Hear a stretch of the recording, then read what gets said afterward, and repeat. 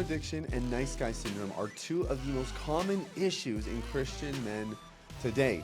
And while they seem like polar opposite problems, the reality is they have more in common than you'd think. And so in our time together today, I'm going to explain what those commonalities are, and more importantly, what the solutions are. Because the good news here is if you solve the issues of one, you often take care of the other at the same time.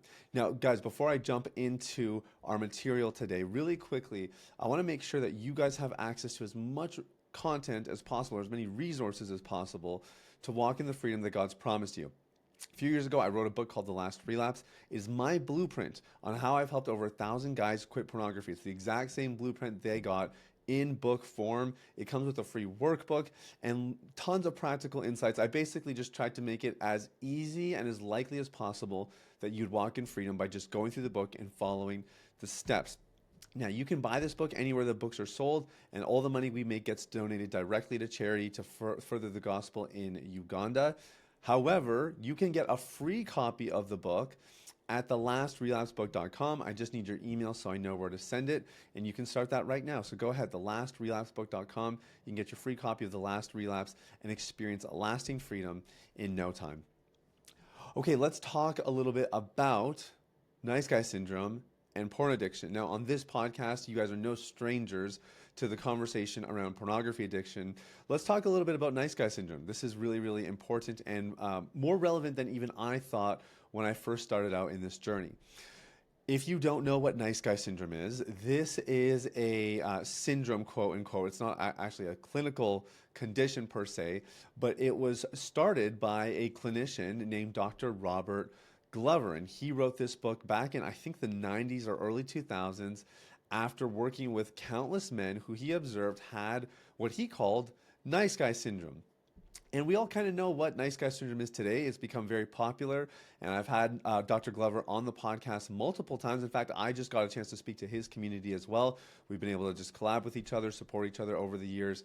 And he said that, he actually said this, I think, on the first interview, which is episode 490 of this show, if you want to go back and check it. He said that the royalties for No More Mr. Nice Guy continue to increase year over year.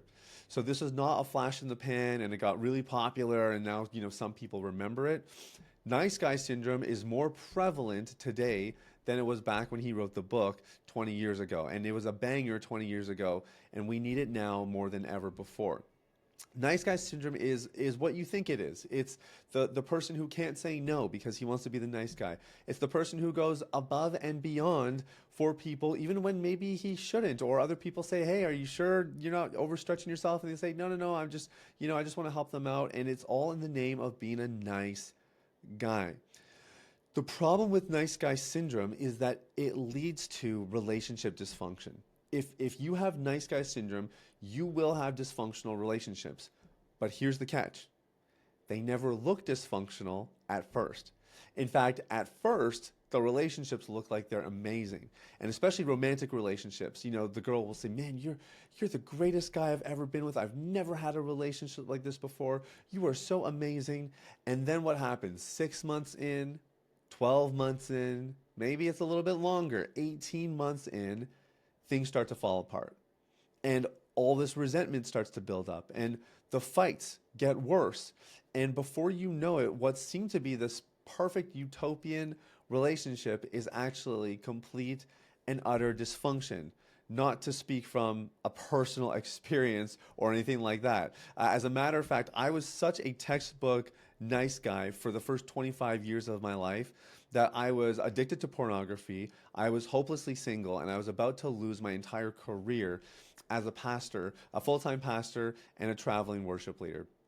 This is how debilitating nice guy syndrome can be. Now, here's the interesting thing, because I've gone to rub shoulders with Dr. Glover quite a bit now. I've picked up on some things. There's things that he teaches, and then there's also things that he doesn't say outright, but you kind of gather them from reading between the lines. And what I've learned about nice guy syndrome is that most nice guys have a maternal wound, and most nice guys don't understand relationship boundaries. In fact, they don't understand boundaries in general. These are two very prevalent issues with people who have nice guy syndrome. Now, guess what? So do people who have pornography addictions and other sexual issues, mother issues, and a lack of boundaries in relationships, and certainly in romantic relationships. These are some of the two top issues that we have seen our thousands of clients experience over the years.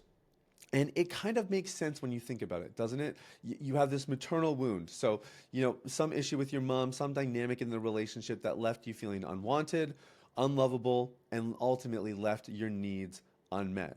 And because we need these things, these are not just desires or wants, but fundamentally, we need maternal affection. If we have a deficiency in that area, we will seek out another option.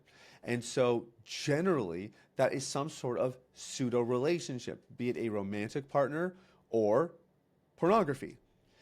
And unfortunately, your romantic partner cannot be your mom, and neither can pornography. But we try to fit these square pegs into round holes. Now, let me drive this one step further. If you look at the top 5 most popular keywords that are typed into search bars on porn sites all across the world, year over year, 2 terms show up again and again and again. MILF, number 1, the mom, or the M stands for mother. Okay, it's mom-oriented content. And the second keyword is stepmom. You can go check the data for yourself. Okay, Pornhub releases them every single year, and literally these 2 words are always top 5. Now, doesn't that tell you something? Doesn't that tell you this is more than just some sexual needs or sexual desires? And doesn't it tell you nice guy syndrome is more than just about being a nice guy? There's some dynamics going on here underneath the surface. Now, this brings us to the solutions part of it, because this is sort of the good news, is because nice guy syndrome and porn addiction, or even just a compulsion with pornography, have the same root issues, or at least some of the same root issues. It means that if you tackle the root issues properly, you can deal with both at the same time. It's like having 2 different weeds in a garden that are actually tied into the same root system in the soil. And so what we want to do is we want to tackle the root system. So how are you going to do that? You're going to do 2 things. Okay. Number 1, you need to get some healing for your maternal issues. And you might say, Sathiya, I had a great relationship with my mom growing up. She was really nice. She was really sweet. She was always kind to me. I always felt loved by her. If you're dealing with nice guy syndrome or pornography addiction, and definitely if you're dealing with both, I don't believe you. No, I'm not saying your mom's a bad person, and I'm not saying that we need to sling mud at her.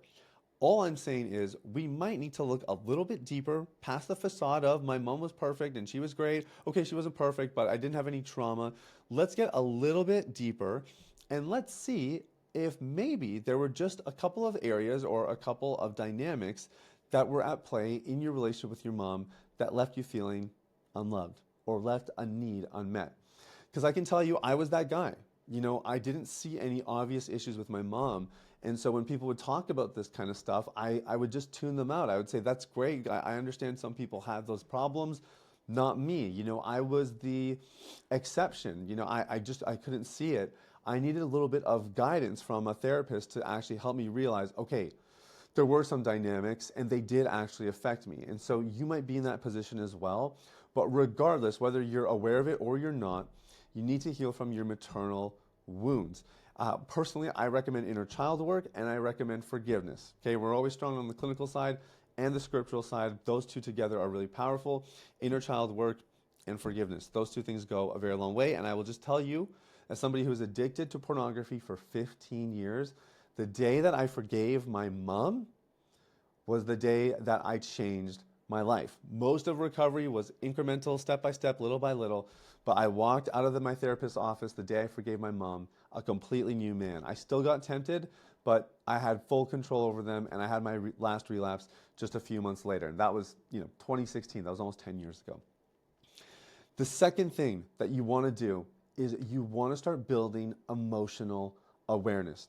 Okay, most people that have nice guy syndrome and pornography addiction have very low emotional awareness, and it's what actually leads them to a lot of their struggles and a lot of their issues.